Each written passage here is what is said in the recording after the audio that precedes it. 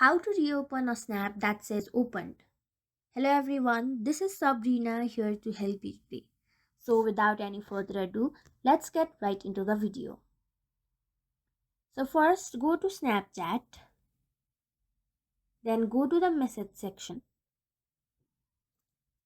And as you can see here, there is no snap, but if there is any snap, you just have to tap and hold on the snap, and if the snap has been opened in less than 24 hours, you will be able to see an option called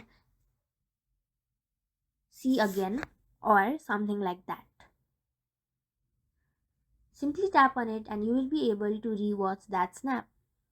So that's it. Thank you for watching this video. Make sure to like, share and subscribe to our YouTube channel.